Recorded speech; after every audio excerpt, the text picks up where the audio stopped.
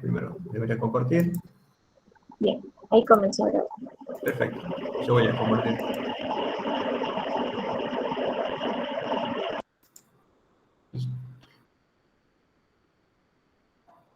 ¿Me avisen cuando comparto, por favor? Ahí está compartiendo pantalla.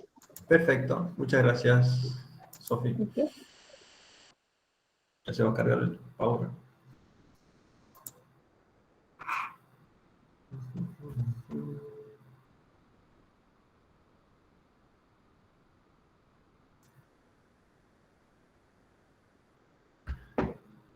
¿Vieron de simpáticas las tortugas y los cocodrilos en general? Bien, entonces ahora vamos a ver lo que sería el gran grupo Lepidosauria, que reúne a lo que nosotros conocemos como lagartos, incluidas las serpientes y las anfibianas que habló Sole. Como recordarán de la diapositiva cuando les mostraba, el grupo de los lepidosaurios es el grupo más diverso dentro de Labrópsida, reptiles, sobre todo Escoamata.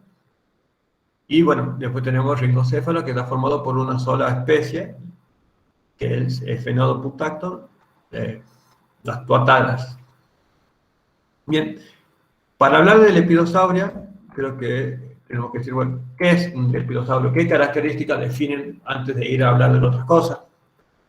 Básicamente, así como de forma muy somera, se caracteriza porque presentan la cloaca una abertura transversal. Como verán acá, la región de la cloaca es transversal. En general, las presas son tomadas por la lengua, aunque en las autarcoglosas, que tienen la lengua bífida bien marcada, ese carácter se pierde. Entonces, otra cuestión que... otra cuestión que lo define es la implantación dental que tiene, que puede ser del tipo acrodonte o pleurodonte. Es decir, el diente está inserto o está puesto en la superficie de la mandibular, pero no está inserto en alveolos como lo tenemos nosotros, como lo tienen los cocodrilos, que son dientes tecodontes. Eso es un tipo de diente como más robusto, más avanzado, más fuerte. Esta implantación, y es diferente a la que tienen los anfibios, se lo va a contar Laura. La implantación acrodonte es una implantación ortogonal, recta. En cambio, la pleurodonte, como el nombre lo dice, pleuro es lateral. Entonces es una implantación lateral del diente y la otra parte queda libre. Entonces ven que es bastante superficial la implantación dental que tiene. Pero bueno, hay muchas modificaciones siempre en función de esto. Otra característica, que Sole también le había contado de la autotomía, es que tienen septos autotómicos caudales y las colas se regeneran parcialmente. Acá le voy a hacer algunas aclaraciones, algunas cuestiones. En general hay dos grandes tipos de autotomía caudal. La que se da entre vértebra y vértebra, es decir, una vértebra y otra vértebra que no se rompen, pero entre sí hay un plano de autotomía, es decir, es intervertebral. Entonces, hay grupos de especies que las vértebras simplemente se separan, porque están hechas para eso, digamos. Hay un plano bien definido. Hay otro grupo de especies en donde es intravertebral, es decir, la vértebra es la que se rompe y se corta. Entonces, de forma independiente, se llegó a la evolución, al decir, ya sea inter o intravertebral.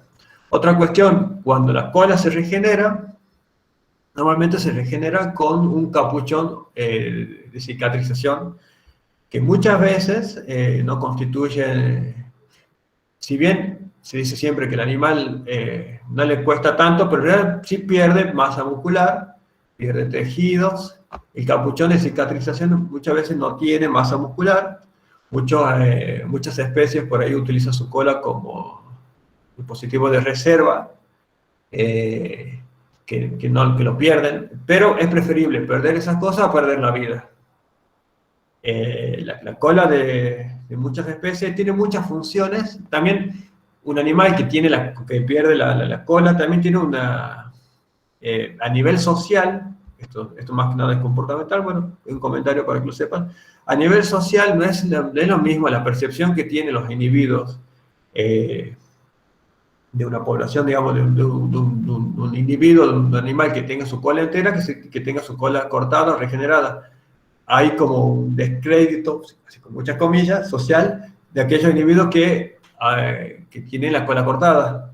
También hay interacción agonística entre Vos sabés machos. que, Sí, vos sabés, Mario, que a mí yo me parece haber leído que también en algunas especies que sí, tengan el macho tenga, más que nada el macho tenga cortada sí, la cola, sí. influye mucho en lo que es la elección de la hembra, en aquellos También, casos en que la hembra elige al sí, macho. también, No es lo mismo, digamos, o sea, creo que no. influye, tiene una influencia directa, digamos. Sí, a nivel inter e intrasexual, el hecho de haber perdido la cola tiene una implicancia. A nivel intersexual, intrasexual, o sea, interacciones machos-machos, por ejemplo, un macho que tiene una cola cortada, ya de base tiene una estructura corporal más pequeña. La cola se utiliza mucho en interacción agonística para decir, estoy acá, tengo fuerza y tengo vigor. Entonces, si no tenés ese elemento, no lo puedes comunicar, no lo puedes transmitir. Y a su vez también, como vos decís, como un atractivo sexual, normalmente no se suelen seleccionar, a pesar de que implica que que el individuo está vivo, lo cual ya es mucho, pero tiene muchas causas y cosas asociadas. Por eso yo siempre les recomiendo a la gente, si se puede evitar manipular un lagarto, si se puede evitar cortarle la cola por lo que sea, sobre todo a nivel de la autotomía, que no es lo mismo la puntita de la cola, pero bueno, es mejor que se evite. A veces uno jugando, cada vez que ve un cercosaurio, un pequeño lagartito, lo quiere agarrar y le corta la cola, y dice, bueno, no lo mato. Pero para el individuo tiene muchas implicaciones en todo su sistema, negativas, incluso como puede dejar de ser seleccionado después por una hembra, después si tiene una interacción agonística no la puede llevar a cabo, si finalmente tiene un depredador que lo pueda atacar, no tiene ese elemento para defenderse. También tiene implicaciones, hay estudios que muestran que tiene implicaciones en el performance de la carrera. Bueno, tengo un amigo en Tucumán que trabajó con ciclo lipídico y movimiento de cuerpos grasos en varios grupos de lagartos. También vio que no es lo mismo la reserva lipídica y la parte que les decía recién, muscular, de una cola entera, de una cola regenerada. Entonces, no es trivial el hecho de la cola. Hay muchas especies, y bueno, ya voy a cortar porque si no me está hablando todas las clases de la cola.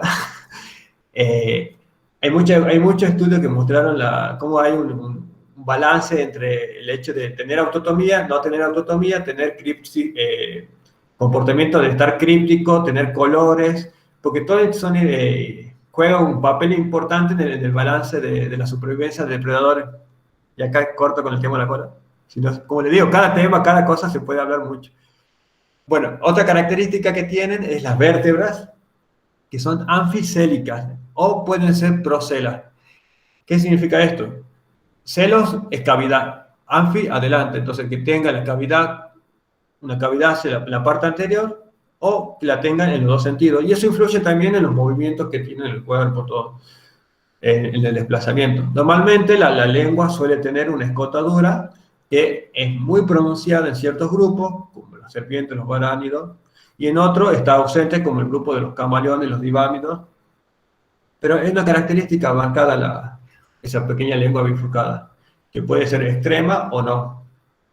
Otra característica que le habló Sole, que también puedo hablar mucho, pero mejor no hablemos porque se va a hacer mucho, es la edixi o la muda, que puede ser sincrónica, que suele ser sincrónica en todo el cuerpo, pero de lo que habíamos hablado la otra vez, hay especies que parece que se sacan una vestimenta, hay muchos geckos que tienen, que prácticamente no rompen la muda, hay muchos gimnostámidos que también sacan la muda entera. Es interesante, hay grupos de especies que tienen muda, por ejemplo, por sectores del cuerpo bien definidos, que tienen primero la del cuerpo y después dejan la de los hemipenes por otro lado. Entonces, es todo un mundo también, el mundo de las mudas, que es muy lindo de estudiar. Tenía un estudiante de Ricardo Montero de Hueso que le estudiaba, no sé si habrá terminado, de tesina la muda de los gimnostámidos. Entonces, criaba los ututos, los cercosaurios, criaba los tutos, entonces, y después veía cómo mudaban para ver si eran enteras o parciales, y bueno, eran muchos, eran enteras. Y después lo filmaba, era muy lindo. Hay muchas cosas así que se pueden hacer súper interesantes con eso. Con la autotomía también, bueno, con la anatomía, con la morfología lingual. Pero bueno, vamos a saurópsidas, entonces vamos a ver el primer grupo que son los ringocéfalos o las tuataras. Me gustó el dibujito, que es una tuatara. Le estaba leyendo que el nombre tuatara, que es el nombre común, es el nombre que los lugareños le dan a la lagartija, al lagarto, que significa espalda espinosa. Entonces cuando ellos dicen tuatara, dicen, es una espalda espinosa. Un espinudo será para nosotros, digamos, en criollo. Entonces acá vemos 3 fotos de 3 tuataras. Van a ver que la tuatara es morfológicamente, yo la veo rápido, a mí me lleva una iguana, pero tiene muchas diferencias. Y lo que más me recuerda a la iguana es la espalda justamente con espina, esa dorsal, que no es la misma que los tropiduros que tenemos acá, es completamente diferente la espina. Pero bueno, lepidosaurio, clásicamente se reconocían 2 especies, pero después se dijeron que eran 2 subespecies. Bueno, los últimos estudios y todo dicen que en realidad son 2 poblaciones, que es una sola especie, que sería Ephenodo punctato, la especie que prevalece. Ahora le voy contando diferentes características de Ephenodo. Como verán, es todo un grupo que tiene una sola especie. Entonces ya van viendo que en términos también de conservación es muy importante el tema de la conservación de las tuataras por diferentes aspectos de su biología, que bueno, ahora les digo. Por un lado, como verán, tiene una distribución súper restringida a lo que es Nueva Zelanda, y en Nueva Zelanda incluso solamente se la conoce en el sector norte y en el sector sur. Entonces, todo el sector del medio no hay registro ya de tuataras, de Ephenodo. Entonces ya vemos que está limitada a una región muy pequeña, y dentro de la región pequeña tiene solamente 2 sectores. Eso es complicado para la viabilidad de la especie. El pasado de las tuataras, de los ringocéfalos, fue muy grande, fue muy rico, fue muy diverso. Había muchos grupos, porque todos son fósiles en la actualidad. Se cree que tenía una gran distribución, principalmente gondwanica, es decir, de África, de Sudáfrica, de Australia, de Argentina. Pero en la medida que sufrió todos los diferentes eventos de extinciones, la diversidad del grupo fue menguando, hasta que quedó solamente el Ephenodo. Es como el eco de un gran pasado, un pasado súper grande. Solamente es realmente el único superviviente de ese linaje de lagartos. Tiene diferentes características. La principal es que tiene el cráneo típico diápsido, es decir, acá con esto una vista dorsal, se puede ver, digamos, la fenestra anterior y la posterior. Entonces, cuando uno dibuja un cráneo diápsido, el cráneo típico y lindo que se dibuja es el de una tuatara, básicamente. También otra peculiaridad que tiene es que el cuadrado, que es este hueso, el hueso que articula con la mandíbula, es un hueso fijo y está fusionado. Es un hueso que no tiene movimiento. Y ya van a ver que los lepidosaurios es un hueso bastante móvil, y eso les permite, como en el caso de las serpientes, que mostró, que tengan una amplitud muy grande. Las tuataras no, ya tienen el cuadrado fijo. Y que en el caso de los mamíferos, por ejemplo, el cuadrado es uno de los huesos que va a formar el elemento del oído, junto con los huesos mandibulares. Bueno, entonces cuadrado fijo y cráneo relativamente asinético. Los premaxilares tienen forma de pico, entonces tienen 2 premaxilares que están así curvos y desarrollados hacia adelante con forma de pico. Premaxilares y los maxilares. Es bien marcada el desarrollo que tienen los premaxilares. Entonces es bastante extraño el bichito del cráneo. Debe ser fantástico verlo, me encantaría. Otra peculiaridad que tiene, a diferencia de Squamata, y eso es interesante, es que los machos no tienen un órgano copulador, no tienen una copulación interna, sino que lo que hacen, tienen cloaca. Entonces los machos hacen superposición de cloaca con las hembras y ahí sí le transfieren su esperma. Y como recordarán, la cloaca es un sector que reúne lo que es el sistema excretor, digestivo y reproductorio. Bien. Otra característica que tienen las tuataras, o los ricocéfalos, o efenodon, es que realmente tienen un tercer ojo. La glándula pineal tiene una estructura a modo de ojo, con lente, con retina, en la parte dorsal, es muy fotosensible, se cree que actúa en los ritmos circadianos para detectar también la temperatura. Es increíble cuando yo vi un trabajo donde hicieron la anatomía del tercer ojo, y es la anatomía de un ojo prácticamente. Entonces, tienen un tercer ojo muy desarrollado que es muy presente en los juveniles y que después los adultos se van cerrando un poco, pero sigue siendo muy importante. No sé muy bien, tendría que ver bien. Yo tengo la impresión de que algunos juveniles de lagarto del lepidosaurio en general, el ojo parietal creo que es más, un poco más predominante, pero bueno, esa es una impresión mía, tendría que fijarme bien. También otro tema a estudiar, quizá el desarrollo del tercer ojo. Bien, alguien me preguntó algo, pero no puedo verlo, entonces si me puede decir. Siento el ruido nada más, perdón. Antonio levantó la mano. Profe, Antonio. Sí. en iguanas adultas sí se ve bien. Sí, pero a diferencia pero digamos, la iguana tiene una estructura a modo de ojo, pero no es, en muchos lagartos se ve el ojo pineal, pero en la tuatara es diferente porque realmente es un ojo, digamos, tiene el epitelio. Funcional como sí, Sí, digamos. sí.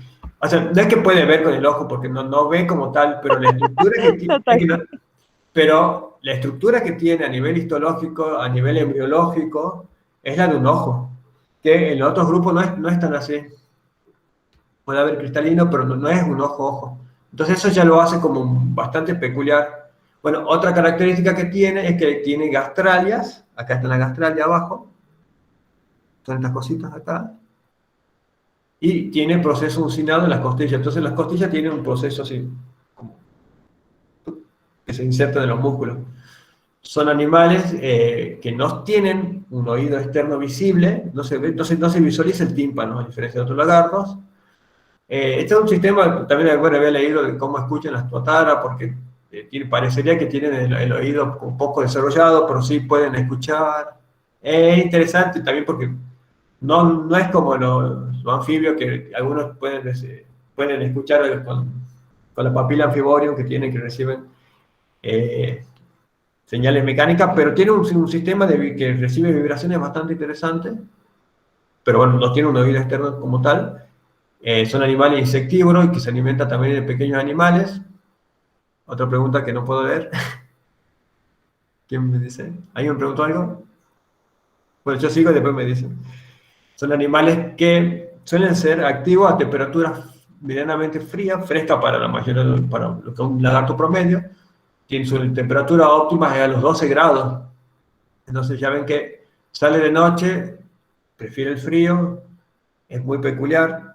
Pero lo que los mata siempre, pobrecitos, es que tienen una tasa de reproducción muy lenta. Demora entre 10 a 20 años para llegar a la madurez sexual. Entonces ustedes van viendo, es un animal que ya es un relicto, es el sobreviviente de un linaje fósil prácticamente. Está muy limitado en la distribución y dentro de su pequeña isla tiene 2 sectores, no se lo conoce en otro lugar, se reproduce muy lentamente. Entonces son muchos motivos que hacen que esta especie sea una especie ultra vulnerable. La madurez sexual demora 10 a 20 años y cuando pone un huevo lo hacen cada 4 años. Entonces es mucho lo que, digamos, todo el síndrome que tienen para ser una especie ultra vulnerable. Y es una lástima porque es un bicho fantástico. La esperanza de vida, sin embargo, interesantemente, cuando vive y sobrevive, puede vivir bastante. Está catalogado de los grupos de reptiles que vive más, junto con las tortugas. Puede llegar a vivir hasta 60 años. Se sabe que pueden llegar a vivir incluso 100 años. O sea, son bichos longevos, pero que tienen, justamente con toda esa biología, por lo menos algo positivo, viven mucho, pueden vivir mucho. Y el tema de que su condición de fósil viviente ha sido motivo de preguntas, ha sido motivo de discusión. Bueno, este autor, Herrera Flores, en el 2017, se preguntó, se cuestionó hasta qué punto se lo puede considerar como un fósil viviente, si es realmente un fósil viviente. Entonces lo que hizo un trabajo en donde hizo un análisis con todo el grupo fósil de los esfenodóntidos, ricocéfalos, y calculó lo que son las tasas de cambio evolutivo para diferentes caracteres. Entonces, básicamente lo que encontró es que la condición de fósil viviente que tiene es porque su tasa de cambio morfológica, que es la tasa de cambio evolutiva, es muy lenta en relación a otros individuos, incluso del mismo grupo. Entonces, es una peculiaridad propia de la especie. Entonces, su estatus de fósil viviente viene dado también por la peculiaridad de que su tasa de cambio morfológica, su tasa de cambio evolutivo es muy lenta.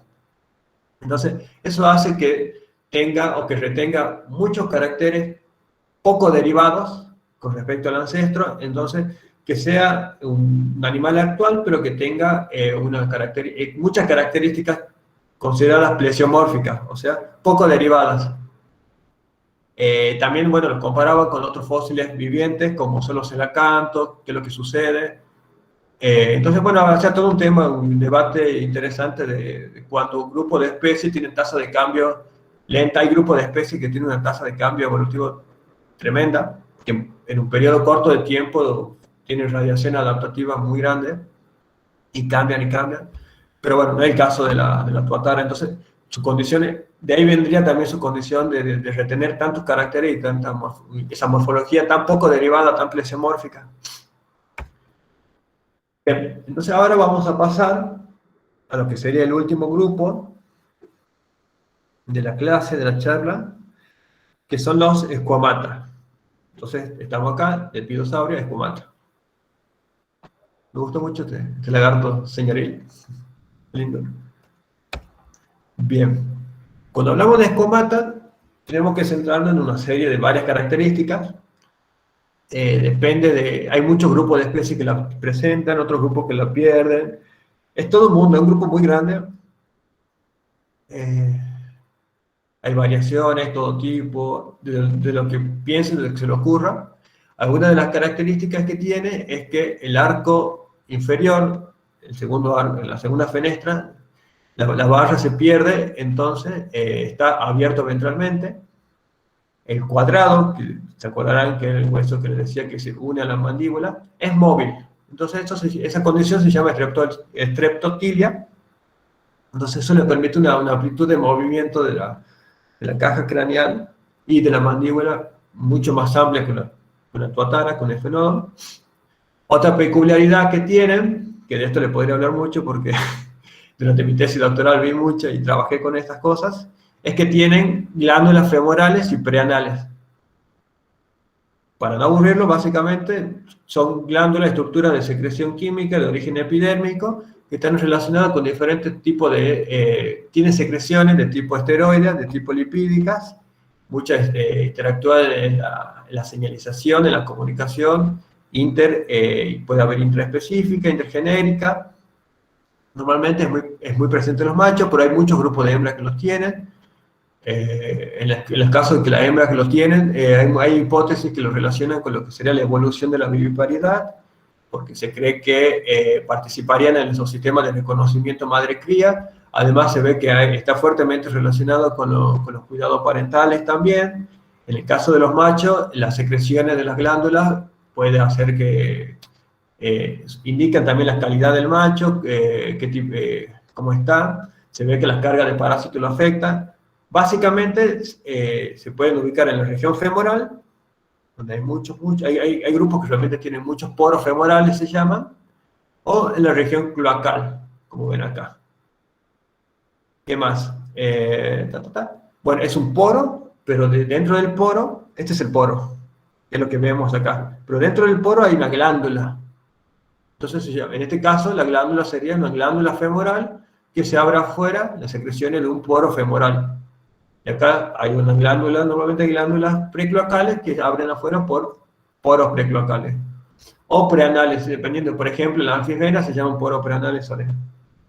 Y hay otros grupos que también se tienen poro preanal. Igual, estas glándulas se pierden, se ganan.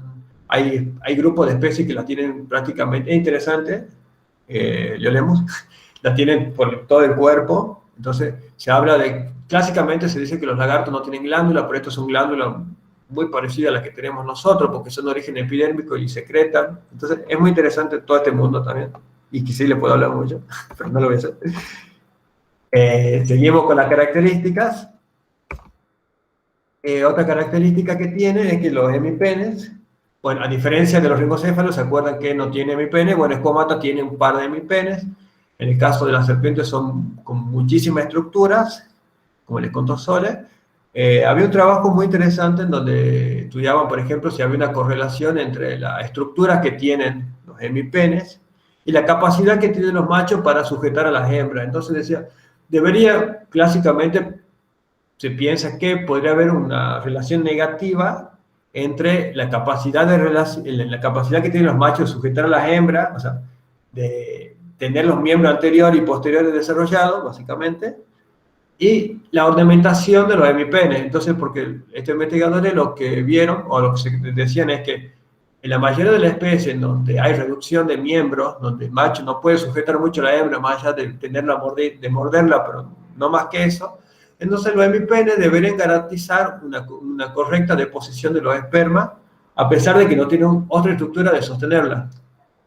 Y al revés, en la estructura donde hay más desarrollo de miembro anterior y posterior y más situaciones en las cuales el macho puede tener una mejor interacción con la hembra durante la cópula, no necesariamente los hemipenes tienen que tener muchas ornamentaciones ni ser tan complejos, porque la deposición de esperma es más fácil.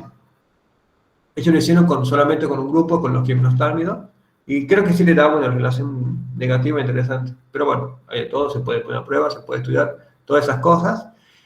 Entonces, acá ven un par de hemipenes. Este es un hemipene de Liolemos, puntualmente un grupo de lagartos, en donde se ve la cara. Esta sería la cara dorsal del hemipene, que se conoce como cara sulcada, y esta es la cara ventral del hemipene, que se conoce como cara asulcada. Entonces, la cara sulcada, básicamente hay un sulco o un canal en donde las gónadas de los machos son internas. Cuando hay fecundación, lo que hacen a través del epidídimo, liberan el esperma de forma externa en este canal. Entonces, el esperma viaja externamente por el canal hacia uno o hacia otro. También el hecho de que utilice un hemipene u otro hemipene varía incluso entre individuos, entre especies, y no hay una penetración como tal, hay una posesión de hemipenes, pero depende también de las especies, depende del grupo de especies. Ahora, estaba hablando más de estos lagartos, pero por ejemplo hay muchos casos de serpientes donde sí o sí es necesario que ingrese. Esta es la cara ventral. Bueno, los hemipenes se pueden evertir. Bueno, esto puntualmente es un trabajo que hice yo.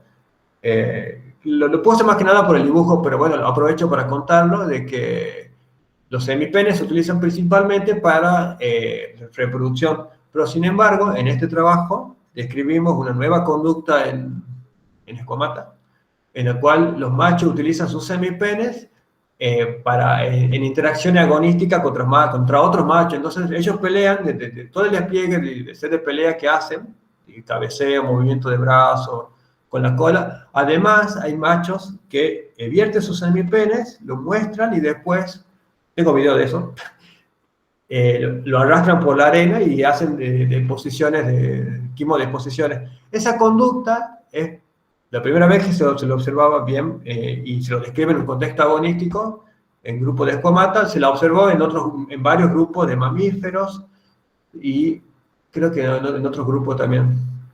Entonces, ¿te interesa? Después les paso el trabajo, si lo quieren ver.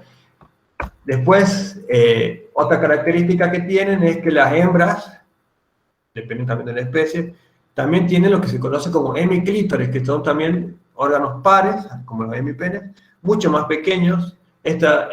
Por ejemplo, acá ven la escala, este hemiclítoris es de un lagarto grande llamado el género Fimaturus, un lagarto así aproximadamente. Pero ven esa pequeña estructura que tiene, digamos, a modo de hemiclítoris. No se sabe mucho la función de los hemiclítoris. Se sabe que sí son muy sensibles, que están asociados, pueden ser un relicto también del proceso de desarrollo. Depende de la especie, pero hay algunos grupos de lagartos que tienen también un sistema sexual W y ZW, que es inverso al nuestro. Es decir, nosotros los machos somos heterogaméticos, XY, y la hembra es XX. En algunos grupos de lagartos es al revés. La hembra es heterogamética y el macho es el homogamético. Entonces, en su desarrollo, casi toda hembra primero tiene un estadio de macho. En nuestro caso, en los mamíferos, nosotros tenemos, es al revés. En nuestro desarrollo, todos pasamos por un estado de hembra y después nos vamos diferenciando hacia el estado final, ya sea macho o hembra. Si es hembra, se sigue el camino de hembra, y si es macho, se sigue el camino de macho, cuando actúa la testosterona. En los lagartos, como el sistema de determinación es diferente, se cree que puede ser como también una cuestión relictual. ¿Qué más? Otra característica que tienen es que tienen un órgano de quimorrecepción, que es el órgano de Jacobson, o órgano vómero-nasal, que tienen, normalmente hay muchas modificaciones y variaciones. En general, las especies que son arbóreas tienen tendencia a reducirse. Hay muchos geckos que casi lo tienen ausente. Hay muchas especies de serpientes, de autocoglosos, lacértidos, en donde está muy desarrollado, que es para recibir feromonas. Normalmente es un órgano asociado a la recepción de compuestos químicos pesados, y normalmente existe una glándula que va desde el ojo, un conducto lacrimal, que entra dentro de este órgano de Jacobson, que es esto que es desembocadura del conducto lacrimal. Es la glándula de Harder, que se llama, que se cree que ayuda o favorece para que el órgano de vómero nasal tenga un ambiente húmedo y solubilice mejor los compuestos químicos que recibe. Es también todo un mundo y todo un desarrollo de eso. Otra característica que tiene es que el premaxilar, que normalmente clásicamente los premaxilares son pares. En nosotros hay muchos grupos de anfibios que tienen los premaxilares, pero en Esquamata vemos que es impar. Normalmente durante el desarrollo, eso creo que le había comentado a Sole cuando hablaba de la anfisbena, se puede ver a veces cómo se fusionan los premaxilares y forman una sola estructura. Pero en geckos y en los íncidos, por ejemplo, se puede ver que siguen siendo pares. Es interesante también el tema de la ontogenia y el desarrollo de los premaxilares impares. Es muy lindo el tema también. Bien, cuando hablamos de Esquamata, sin considerar o sin contar anfisbena y serpientes, que es lo que ya dio Sole, estamos rondando, por lo menos hasta mayo del 2021, alrededor de los 7.059 especies. Entonces van a ver que es un grupo bastante diverso.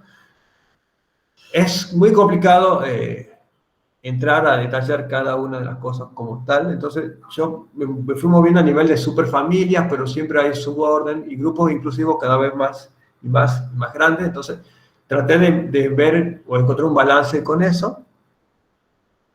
Clásicamente, como pueden ver, el grupo más diverso es el grupo de los geckota, en la actualidad con 2.095 los geckos, con 2.095 especies. Después le siguen los iguánidos, con 2.003 especies. Son grupos fuertes en cuanto a especies. Después están los grupos de los sincomorfos y los lacertoides. Y en menor medida después los anguimorfos. Acá no están las serpientes y los anfibios, les vuelvo a repetir. Entonces, bueno, ahora voy a ir desarrollando los diferentes grupos, pero de forma somera, porque, bueno, como en general son muchas especies y para una clase que tengo que terminar en 20 minutos, o menos, no es muy viable, pero como les digo, cualquier cosa que les interese, lo que quieran, si quieren estudiar, si quieren saber más cosas, lo que sea, nos pueden contactar tanto a Sole, a mí o a Laura, que el sábado que viene va a seguir dando su charla. Bueno, tienen nuestros correos en las presentaciones, entonces cuando la vean, lo anotan y lo escriben. Bien, entonces vamos a comenzar con la gran superfamilia de Iguania. Entonces, acá primero lo que hice fue mostrar, separar los agámidos, los grupos acrodóntidos, iguania acrodontes, principalmente africanos y asiáticos, y australianos, o sea, los iguánidos no americanos, básicamente. Voy a decirlo así para que sea más fácil. Entonces, dentro de los iguánidos no americanos, una de las familias muy conocidas son las familias del grupo de los agámidos, donde tenemos una diversidad muy grande, muy rica, son animales muy coloridos, algunos, otros animales tienen peculiaridades como los frinocéfalos, que miren lo que es, parece un... Es muy peculiar la estructura. Por ahí también se encuentran los dracos, que abren las velas.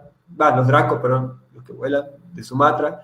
Después también están los clamidosaurios, que es lo que están en la película de Jurassic Park. O sea, es un grupo muy grande, muy diverso. Son animales muy llamativos. Hay muchos agámidos africanos que son prácticamente muy parecidos a lagartos que tenemos acá, a liolémidos. Entonces vemos que también hay muchas convergencias con grupos que tenemos acá cerca, digamos. Entonces, son cosas que se pueden estudiar, son cosas muy interesantes. La verdad que estudiar el aspecto de convergencia evolutiva es muy lindo. Conozco muchos grupos de acá que habitan en el desierto que son prácticamente muy parecidos a estos grupos. Por ejemplo, nosotros tenemos fimaturos que habitan en los quedales, muy parecido a este Microlepis, no se ve bien ahí el nombre. Entonces, como pueden ver, la diversidad es grande, se puede hacer muchas cosas, y principalmente, bueno, son grupos africanos, asiáticos, australianos. Acá vemos otros, por ejemplo, dentro de los mismos grupos. Esto es lo que les contaba de los clamidosauros, por ejemplo. Tenemos el lagarto, lagarto demonio, le dicen también, lagarto cornudo, que es prácticamente idéntico a lo que se encuentra en Estados Unidos, muy parecido a los frinosómidos. Hay un grupo de frinosómidos que es muy parecido, que tienen sangre por los ojos. ¿Qué más les dice? Como pueden ver, estos son muy parecidos a nuestros polícros, a nuestros camaleones, falsos camaleones en realidad. Entonces ven que las pogonas, que son muy conocidas, son muy utilizadas para cautiverio, para vender mascotas. A mí, como le dije, particularmente me llamó la atención y me maravilló cuando vi diferentes grupos de bichos de desierto. Son muy parecidos a bichos que tenemos acá. Entonces dije, wow, realmente estaría genial para estudiar esas cosas. Falta tiempo, pero si a alguien le interesa, es algo evolutivo, convergente con todas estas cosas, se puede hacer. Vecinas, trabajos. Después tenemos los grupos, las familias camaleónides dentro de los iguania, acrodóntidos. De esto también se puede hablar muchísimo. Creo que todo el mundo conoce un camaleón. Hay una gran diversidad de forma, a pesar de todo, un camaleón es un camaleón, es muy conservado, pero es muy interesante ver lo que son los procesos de cigodactilia que tienen, es decir, tienen fusionados los dedos, tienen dos dedos, digamos, que mueven así, y un tercer dedo, a modo de pulgar. Se cree que en algún momento de la evolución de estos grupos pudo haber ocurrido una mutación, un cambio, digamos, que se observa, digamos, en muchos grupos, que son llamadas aberraciones, en donde se fijó, y bueno, como puntualmente en este caso a ellos por su modo de vida no les representó algo negativo, además les favoreció para tener una mejor flexibilidad, entonces se fijó en la especie y bueno, y después comenzó a irradiar. Entonces es muy interesante los fenómenos de cigodactilia. Bueno, creo que todos sabemos que los camaleones tienen la capacidad de poder mover los ojos de forma independiente, que sin embargo cuando están por comer o apresar a su presa, hacen un enfoque directo para tener una mejor visión de campo. Tienen la peculiaridad de su lengua, hay muchos estudios que trabajan el aspecto locomotor de la lengua. La cola es un elemento también móvil que lo utilizan, a diferencia de otros grupos. Acá, por ejemplo, la autotomía casi que se perdió, no tiene autotomía, pero la cola es un órgano más, es un quinto elemento más. Yo veo cómo utilizan la cola estos animales y me recuerda mucho a los monos araña que tenemos acá, o sea, para que vean qué interesante cuando se utiliza el mismo órgano para, para cumplir la misma función de forma independiente, ¿no? Es muy interesante, muy lindo. Bueno, todos sabemos que hay grupos de camaleones que tienen una facilidad para cambiar de color de forma instantánea. Yo recuerdo una charla que tuve en un congreso de herpetología con, creo que es gringo, no sé, no me acuerdo, Benz, y me contaba de que estaban estudiando con otro estudiante de Europa los aspectos de los cambios de color en los camaleones. Y me decía porque, a diferencia de otros grupos, algo así recuerdo, tienen como unos cristales que se van moviendo de forma casi voluntaria y eso hace que reflejen, que puedan recibir la luz y emitirla en la longitud de onda que, en función del ángulo de refracción de la luz. Y era todo un sistema así muy dinámico de microcristales, y me hablaba de muchas cosas interesantes, por lo menos en los grupos que él estudiaba, que la verdad que es apasionante cómo utilizan ellos los cambios de color. Bueno, también tenemos acá los grupos iguánidos americanos. Esto me parece importante porque clásicamente se van viendo que hay iguánidos no americanos, principalmente en África y en Australia, y tenemos acá muchos grupos que son iguánidos americanos, la iguana que decía Antonio. ¿Qué más? Acá, como le dije, puede haber puesto muchísimas especies, muchísimas cosas, pero como le dije, realmente es mucho y es contraproducente para ustedes porque se pierde realmente y por ahí se va de lo importante. Entonces traté de decir, bueno, de acá es importante saber que este herpetofauna está principalmente llevada por iguánidos, pero más del grupo Pleurodonte, a diferencia del otro acrodonte. Eso va a ser pregunta de examen, anoten. Entonces es muy importante saber eso. Hay muchas familias, las principales están representadas acá, algunos géneros, hay muchos géneros. Te pone por iguana y de iguana, pero hay mucho más. Dentro de los coritofánides están los basilicos, que es muy parecido al basilisco mitológico. Acá en los dactiloideos hay muchos géneros. Uno de los más relevantes son Anolis y Norops, que Anolis tiene la peculiaridad, para los que lo saben y para los que no, es el grupo de tetrápodos, digamos, de lagartos y tetrápodos, creo, más diversos que hay. En la actualidad creo que tiene como 450 especies, 445 quizás. Antes era mucho más diverso. ¿Por qué? Porque antes Anolis rondaba los 550 especies. Pero ¿qué es lo que pasó? Se dieron cuenta que lo que llamaban Anolis no era Anolis, sino que era un género hermano que es Norops. Entonces se rompió Anolis insulato y Norops. Pero igual Anolis sigue siendo el género ultradiverso, es el exponente siempre de la radiación adaptativa porque se cree que colonizó nuevas áreas y explotó, básicamente. Podemos encontrar morfotipos de todas formas. Ocupan diferentes estratos dentro de los árboles principalmente, en la tierra, tienen muchas peculiaridades también en su patrón de descamación, a nivel conductual en muchos estudios. O sea, realmente Anolis es de los géneros que más estudios recibieron dentro de lagartos y es el género más diverso. Es el ejemplo clásico de la radiación adaptativa, es decir, una especie llega a un área nueva y la coloniza y diversifica y explota. Tenemos unos géneros como los Leiosauridae, que es un grupo realmente precioso de lagartos. Muchos son saurófagos, son muy agresivos. Están los famosos matuastos. Bueno, es el Leiosaurio jaguarense, que pueden ver, tiene un color de jaguar, de ahí el nombre. Ahí están los Diplolemus, están los matuastos, todos los grupos de los matuastos, que son animales que tienen la cabeza muy desarrollada. La autotomía caudal no es tan evidente, la cola es más muscular, tienen comportamientos agresivos muy marcados, tienen coloraciones en el interior de la boca algunos, para que muestran con la boca abierta. Es precioso verlo en el campo y cómo te pelean y no te tienen miedo, te hacen tener miedo.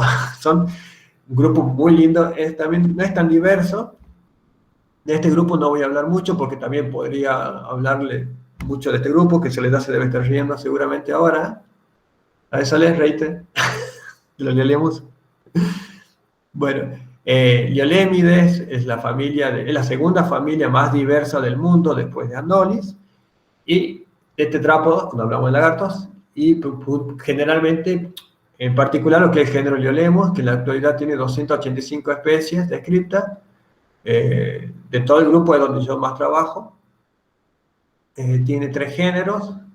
Uno de los géneros está constituido por una especie monoespecífica, es decir, solamente está esa especie y no más, que es Tenoblepharis adpersa, que está en Perú. Después está el género Fimaturo, que es un género de lagartos axícolas, que vivíparos, gorditos, que viven dentro de las grietas. Y después está el género Liolemos, que se distribuye aproximadamente desde Perú hasta Tierra del Fuego. Entonces es un género mega diverso, también dentro de la familia Iguanida Pleurodonte. Y bueno, después lo van a ver bien, pero dentro de Liolemos está el único género, la única especie que es partenogenética dentro de los pleurodontes. Después, bueno, los leiocéfalos también son otro grupo muy carismático, muy lindo, se caracteriza mucho porque tienen unos movimientos de la cola particulares. Entonces, también son saurófagos otros. Como verán, es muy diversa, sobre todo estos grupos americanos, los pleurodontes acá. Después, acá también podría hablar mucho más porque, como les dije, los gecónidos de hecho son los grupos más diversos de Squamata, pero bueno, justamente me dije, no Mario, no puedes desarrollar todo esto. Entonces simplemente les pongo la foto, les cuento. Básicamente los geckos, algunos carecen de párpado, tienen un gran espectro de vocalizaciones, muchos son nocturnos, tienen membrana, la membrana de los dedos les permite interactuar de una forma física con el ambiente, con lo cual le da una adherencia única. La cola creo que algunos grupos no tienen autotomía, algunos no la utilizan, no tienen tampoco órgano, no les sirve como un órgano de reserva. Hay algunos que son muy agresivos, como Eublepharia maculatus. Tengo una experiencia, tengo un amigo que que estaba creando un par de matoastos, diplolemos, que son unos lagartos saurófagos bastante agresivos. Pobrecito los tenía de hace 5 o 6 años. Cacho se llamaba, Itita. Y otro amigo, un colega, le dio un gecko, un leublephárido, lo puso en la misma pecera y el leublephárido los comió a los otros dos, siendo que los otros son terribles. Entonces, hay de todo, son muy interesantes. Este es un lagarto, el gecko hoja que le dicen, de Sumatra, creo que es, de la parte así de la isla, muy lindo. Después, el gran grupo de los psicomorfos, en donde tenemos, por ejemplo, los grupos australianos, los gérnidos, que son grupos, hay de todo, hay lagartos que son muy egernia, son lagartos muy grandes, casi parecidos a nuestro salvator, de tamaño. Son animales muy sociables, son animales muy dóciles, son muy utilizados también cuando quieren, para el estudio de la sociabilidad, porque viven en grupo, se mueven en grupo. Después tenemos las babúchides, que estos son americanos, entonces es importante también saber cuáles son los grupos americanos. Acá tenemos las famosas magullas. Acá encontramos muchos casos de viviparidad de todo tipo.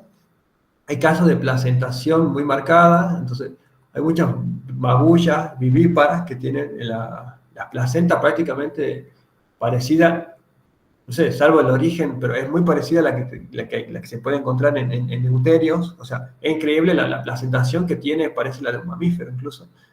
Tienen cuidados parentales muy lindos. Uno de los colegas de Soles, yo recuerdo que en el congreso habló y mostró unos videos muy lindos sobre el cuidado parental y estas cosas. Te la contaré ella quizás después. Con una magulla de corriente, creo. Entonces, estos grupos también hay mucha reducción de miembros en estos grupos magúlidos. Después tenemos la gran superfamilia, la Acertoidea, en donde tenemos los grupos autoarcoglosa, que son grupos más, tienen una capacidad son quimioexploradores muy buenos, tienen recepciones químicas terribles, De hecho, tiene la lengua bífida bien pronunciada, tiene un órgano pómulo-nasal muy predominante, tiene muchos poros femorales. Principalmente los lacértidos europeos y nuestros teidos americanos. Los gimnostámidos están ahí, son intermedios con la parte esa de quimioexploración, no es tanto. Dentro de los gimnostámidos, un grupo que en lo personal me encanta, son muy lindos, y pudiese estudiar a todos. Son americanos, muchos. Tenemos un representante acá, los cercosaura, pero hay muchos más. En este grupo hay muchos grupos que, con reducción de miembros, de todo tipo. Muchos que parecen pequeñas viboritas de cristales, así parecen. Hay grupos que tienen una sociabilidad muy marcada, que ponen los huevos en letrinas comunes, en nidos comunes, hay cuidados parentales, hay de todo. Son grupos muy complicados para trabajar desde la taxonomía también. Son grupos insectívoros, se distribuyen principalmente. Creo que el fuerte de la distribución de los gimnostámidos se encuentra en la zona de Perú para abajo. Acá en Argentina tenemos representantes, pero no es tan marcado, debemos tener 5 o 6 especies. En Chile tampoco, casi no es tanto, pero lo que es Perú, lo que es Venezuela, la parte de Brasil, es increíble la diversidad que hay de gimnostámidos. Son grupos, son pequeños lagartitos preciosos. De acá no voy a decir mucho, pero bueno, son los clásicos lacértidos europeos, son los primeros que describió Don Buffon, porque están en Europa. Puse esta puntual, se llama Lacerta viridis, creo que es precioso. Hay muchísimos, están los podarci, lacértidos, lacerta, iberolacerta, o sea, hay muchos. Hay muchos estudios hechos en estos grupos, porque, bueno, básicamente están, los grupos europeos principalmente son como nuestros lagartos, que lo estudian mucho. Y después están todos nuestros teidos americanos, que son, algunos tienen convergencias muy interesantes con los lacértidos. Acá le puse para Antonio para que se sienta tocado el teyo. Entonces, estos grupos también son grupos que tienen un grupo que se alimentan muy carnívoros, tienen una alta exploración, son grupos muy activos, son increíblemente rápidos, el campo es complicado trabajar con ellos. Sí, o sea, es imposible, a diferencia de, por ejemplo, estos grupos, es muy difícil de atraparlos porque son muy activos en comparación con los iguánidos que les mostré, que es más fácil trabajar. Se le abre la puerta a mi gatita y dice, ¿cosa? ¿Me habla? Perdón. Entonces, son grupos increíbles. Acá está el Salvator, que puse el gráfico de él al inicio. O sea, son grupos realmente que tienen de todo. ¿Qué más? Después, bueno, tenemos los anguilomorfos, son grupos muy químicos también, tienen una capacidad de recibir recepción química, son muy activos. Acá también se dieron muchísimas reducciones y pérdida de extremidades. Acá puse un ejemplo de los fioles, pero hay muchísimo más. También son grupos americanos estos, los dipoglósidos, estos ánguidos, por ejemplo, Geronotus. Muchos son australianos, son parecidos a la egernia, pero más chiquitos. Entonces, como verán, la diversidad es grande. Podría poner muchísimo de todos, pero no tengo tiempo. ¿Qué más? Acá interesante los puse, porque, por ejemplo, tenemos el único lagarto que es realmente venenoso, que es el Eloderma. Todo el resto no es venenoso. Después tenemos unos que son venenosos secundariamente, que son los varánidos, varanos. Pero, para que sepan, para que cuando la gente le digan, para que le digan a la gente, para que no los mate, justamente díganle, el único lagarto venenoso que se encuentra es americano y puede haber en México también, pero el resto no, entonces no lo maten. Los elodermas son grupos que tienen su fama. Yo lo vi en Rango haciendo el malo de la película. Luego los varánidos, que son los lagartos más grandes. Los lagartos más grandes que hay en la actualidad. Los lagartos más pequeños que hay, que se conocen, son grupos de geckos de la familia Pterodactylidae, que son microgeckos, o sea, son pequeños, o sea, la diversidad de tamaño, de forma, de ambientes es increíble. ¿Qué más? Algunas peculiaridades, bueno, lo que les contaba del tipo de lengua, hay muchos grupos que se caracterizan, hay una estrecha relación entre la morfología lingual, el desarrollo del órgano encargado de la recepción química y el comportamiento que tienen de exploración. Por ejemplo, acá vemos los grupos como los agámidos, y los iguánidos, los bicónidos, que tienen una lengua globosa, poco pronunciada. Entonces, son grupos que normalmente, clásicamente, se lo asocia con una búsqueda no es tan activa la búsqueda de presas, sino que cazan por emboscadas, son grupos muy visuales, versus los grupos como los varánidos, la autoproglosa, en donde, y las víboras mismas, ustedes verán, que hacen una exploración más química del ambiente. En este esquema, bueno, se puede ver representado lo que sería el órgano nasal, u órgano de Jacobson, que está alojado en la cavidad de las narinas. Este sería el orificio olfatorio, donde va la molécula odorífera de bajo peso molecular, las que respiran, huelen, y acá serían las que van detectadas tanto por feromonas como alelomonas. En el caso de las alelomonas son los rastros químicos que liberan diferentes presas, por ejemplo. Y bueno, la relación que tiene con el bulbo olfatorio, que el bulbo olfatorio tiene un bulbo olfatorio principal, que está inervado en la parte de cavidad olfatoria, y un bulbo olfatorio secundario, que inerva y que tiene estrecha relación con el órgano vómero nasal. Algunas de las peculiaridades: clásicamente los iguánidos son animales más visuales, que lo que tienen una estrategia de caza más, que se llama sit and wait, que están quietos y emboscan y acechan, pero hay muchos casos de iguánidos donde mostramos que hay reconocimiento químico de las presas, que la detectan, que la buscan químicamente. Entonces, interesante.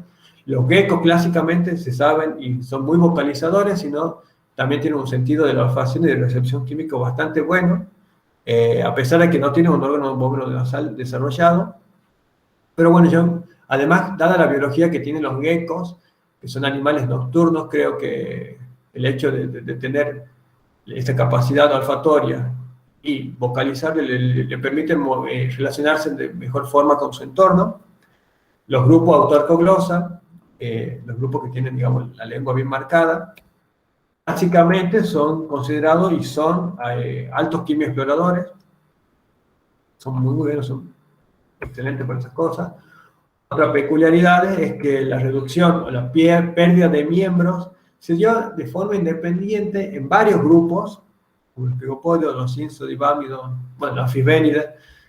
No son serpientes, bueno, además de las serpientes, obviamente, pero digamos de forma independiente. O sea, por algún motivo, numerosos grupos de especies resolvieron sus problemas perdiendo miembros. Y como les dije acá, se detectaron 26 casos independientes de pérdida de miembros. Hay de todo tipo, de transiciones. ¿Se acuerdan del bípex que mostró Soledad, en donde solamente tiene miembros anteriores? O sea, hay de todo. Algunas peculiaridades para que sepan: por ejemplo, bueno, la reproducción, hay de todo tipo, son ovíparas, vivíparas, otros son ovovivíparas, es decir, hay especies que pueden alternar entre poner huevos y tener crías vivas. La distribución se distribuyen en todo el mundo, excepto en los polos, combate en general. Sin embargo, encontramos al lagarto más austral del mundo, que vive acá en Argentina, y tenemos la suerte de que sea nuestro, que es nuestro Lelemos magellanicus, que vive, miren, acá al sur de Santa Cruz. Llega a la distribución, posiblemente también esté en Tierra del Fuego, y me dijeron, un amigo que es especialista en esto, me dijo, posiblemente quizá también esté en la isla Malvinas, pero bueno, habría que ir a buscarlo. Pero bueno, entonces podemos ver que tenemos la suerte de tener el lagarto más austral, que imagínense, no dije mucho de eso, pero los lagartos son ectotermos, necesitan de la temperatura para regular, para hacer muchísimas cuestiones, muchas cosas asociadas a su reproducción, a su metabolismo. Depende de la temperatura. Entonces, el hecho de que los lagartos puedan moverse hacia zonas más frías, le abre mucho las posibilidades. Otra cuestión que es interesante, asociada con el tema de la relación con las temperaturas, es que la viviparidad se cree que, por un lado, surgió de forma independiente en todos estos grupos, pero se ve que hay un patrón, y el patrón es que estaría asociada o relacionada a lugares o especies que habitan en lugares inhóspitos, lugares de temperaturas extremas, y principalmente lugares con poco oxígeno.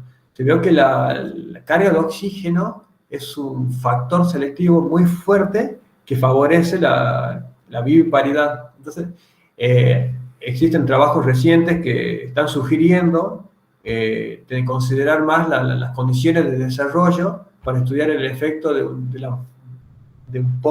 ambiente con poco oxígeno y frío en especies, digamos, que no son vivíparas, para ver cómo la afecta y entender mejor la evolución de la viviparidad. Porque recuerden, un animal que crece dentro del entorno de su madre tiene un ambiente más controlado, un ambiente más cálido y favorece mejor que su desarrollo. En cambio, un animal que está dentro del huevo está expuesto a las condiciones del medio ambiente y puede pasar de todo. Otra peculiaridad es, bueno, es que existen muchos grupos de autoecoglosa que tienen reproducción partenogenética. Pero dentro de Iguanidae y puntualmente Pleurodonta, solamente una sola especie es la que se conoce de todo el grupo, que es Iolaemus parthenos. Son todas hembras y se cree que se produjo por una hibridización entre dos especies que cohabitan en las zonas parecidas. Entonces, es muy interesante estudiar la biología reproductiva de esta especie, aspectos del comportamiento que no se conocen. Ahí tengo, bueno, a un amigo que está estudiándolo, pero más que nada las cuestiones del cuerpo lipídico y cuerpo graso. Pero hay muchas cosas, por ejemplo. Pero esta especie está en Mendoza. Habría que ir hasta Mendoza. Bueno, en Argentina, así, en la actualidad se reconocen 483 especies de reptiles aproximadamente. Esto es sin contar serpientes y anfisbenas. Esta torta pueden ver que la familia Iolemidae, que es la que les contaba recién, es la que se lleva la mayor cantidad de la torta, con 335 especies descriptas, de los cuales los Iolemos son 285, Vivaturus, el otro resto con 50 y nada más. Pero después vemos que la diversidad, como rodea, tenemos 14 tortugas, diferentes grupos de teidos, los gimnostálvidos no tanto. ¿Qué más tenemos? Tenemos 2 especies de cocodrilos. Entonces, vemos que la diversidad de Argentina en cuanto a la herpetofauna, en relación para un país que está en el cono sur, es buena, es bastante buena. Creo que ahí justamente ganamos por la extensión y la gran variación que tenemos, por el origen propio que tiene también, biogeográfico que tiene la Tierra, que tiene un origen mixto. El norte, lo que sería el norte de América del Sur, se cree que vino de África, y el sur de América del Sur se cree que vino de la parte de Oceanía, digamos, de la parte de... Se me fue el nombre ahora, ya me voy a acordar. Pero se cree que fueron 2 grandes terrones que colapsaron. Entonces, por ejemplo, en países vecinos como Chile, digamos, esta diversidad es muy poco diversa en cuanto a herpetofauna en relación. Bueno, en Jujuy, acá puse así como en forma de una foto para que sepan, hay más cosas, pero bueno, no tengo tiempo. Encontramos muy común los cercosaurias de la familia Gymnostalmidae, que lo van a reconocer porque son pequeños lagartos de cola larga. Normalmente los juveniles tienen cola roja y las escamas dorsales suelen ser quilladas. Acá está un esquema, chiquitos, como verán. Se le encuentra asociado a ambientes disturbados, se alimentan de muchas moscas, mosquitos, termitas, bichitos chiquitos. ¿Qué más? Se caracteriza porque tienen una escama de brillo que le contrasole, con lo cual se tapan los ojitos cuando descansan. Son grupos chiquitos, pequeños. Hay que evitar de tocarlo y manipularlo mucho porque cortan la cola bastante fácil, de hecho. También podemos encontrar los Protosporus cestus, que tuvo una historia taxonómica y sistemática bastante compleja. Cambió de nombre, clásicamente. Era conocido con otro nombre, pero pueden ver que es muy parecido a lo que es el cercosaura. Difiere en que tiene las escamas dorsales lisas, no tiene escamas, no tiene quilla. Tiene también estas escamas se llaman escamas parietales agrandadas. No sé si se verá bien ahí. Tiene las diferentes escamas labiales también alargadas en forma de ladrillo. Tiene una sola subocular, que es esta. Las escamas ventrales son a modo de de ladrillo, son animales pequeños. Una peculiaridad es que viven en nidos. Los neonatos cuando nacen son muy sociables. Y acá ven un juvenil también de colita roja. Bueno, dentro de la familia Teide tenemos también con tomate y leche, que también cambió de nombre.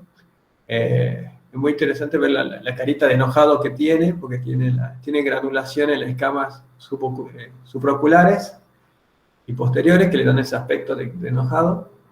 Tiene también estos parches de escamas, digamos, en la región del brazo, muy característicos. Son animales chicos asociados a selva, también insectívoros.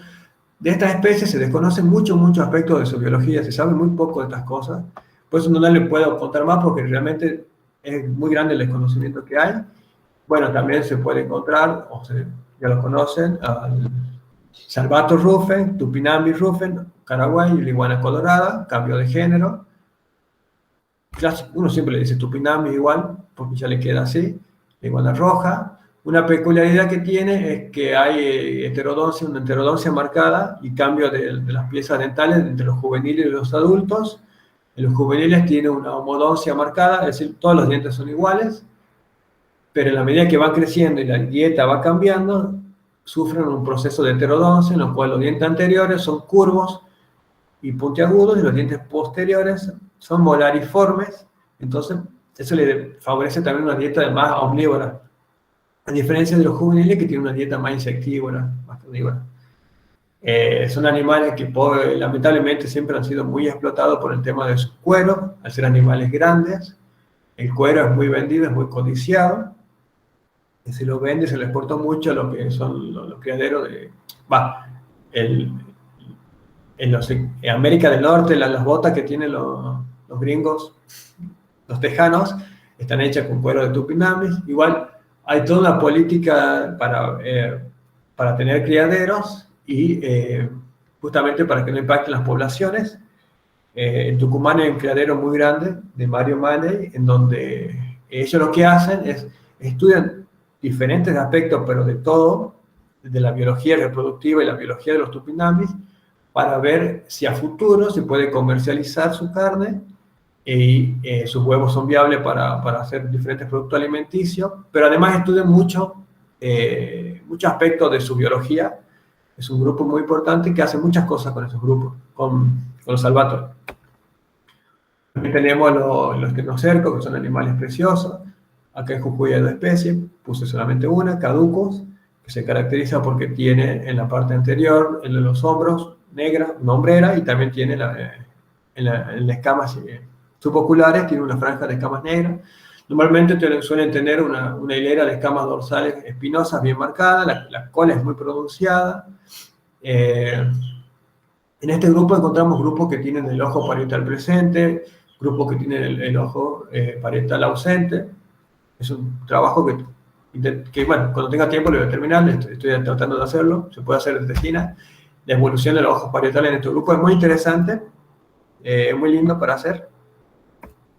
Bueno, y en Jujuy, acá lo puse rápido por cuestiones de tiempo, se puede ver que hay aproximadamente 22 especies de lagartos. Acá están los ameibula, los cercosaura, contomati, todo un grupo grande de Liolemus, muy asociado a la parte de Puna principalmente, de Protoporus, los salvatos, Estenocerco, el Estenocerco, los Urostrophus, que no puse ahora, aproximadamente 4 especies de anfisbénidos, uno de ellos capaz que sea la que vos ves, Antonio, quizás, y se puede encontrar el yacaré. Entonces vemos que la diversidad que tiene Jujuy es sobre todo grande y fuerte en lo que son los lagartos, y como todos los grupos de Liolemus, muchos están asociados a la parte de Puna, principalmente, pero bueno, y selva. Tenemos lagartos de selva acá en Jujuy. Y bueno, y ya por ahí terminando, aproximadamente el 20% de las especies de reptiles a nivel mundial se encuentran amenazadas.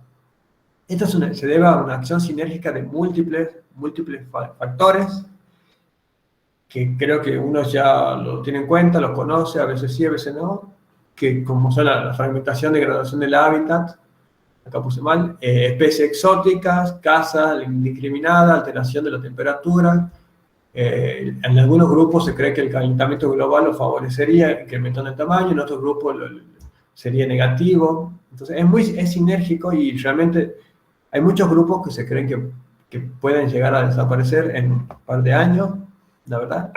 Y bueno, esto lo puse así como para cerrar, decir, bueno, que los reptiles, como vimos en el principio, como vimos en el desarrollo de la charla, son animales que se encuentran íntimamente relacionados a la humanidad. Debido a su apariencia, siempre han sido asociados de forma negativa o positiva, en el menor de los casos, a cuestiones místicos religiosas. Y bueno, la presencia de glándulas de veneno en ciertas especies, principalmente ofidios, como ya vieron, ha alimentado el miedo hacia ellos. Y bueno, sin embargo, es necesario forman parte importante de lo que son las cadenas tróficas, son elementos fundamentales, y también actúan como controladores de plagas en todo el mundo. Y bueno, el conocimiento de estos animales, que son muy enigmáticos para mucha gente, es importante para también mejorar nuestra concepción que tenemos sobre ellos y así también favorecer la preservación de ciertos grupos que están muy lastimados y muy golpeados. Y bueno, con esto yo termino. Le quiero dar la gracia principalmente a los chicos del Centro de Estudiantes por la invitación a formar y a dictar este curso junto con Laura y con Soledad. Y bueno, en mi caso le doy gracias al CONICET porque en la actualidad me está dando una prórroga de mi beca postdoctorado, con la cual me puedo dedicar esta semana a armar la clase y a hacer y a entregarle a ustedes lo poco que uno va aprendiendo y conociendo. Entonces, me parece importante mencionarlo. Y bueno, le agradezco a ustedes por el aguante y espero que no se hayan dormido. Y bueno, ahí terminaríamos la parte esta. Muchas gracias, Mario. No se preocupe que el examen va a ser fácil. Sí, ponele. No sé si alguno tendrá alguna consulta. Fui un poco rápido por el tema de los tiempos para no extenderme tampoco mucho. Yo ahí tengo la grabación. Dale, yo voy cerrando mi compartir. Vamos a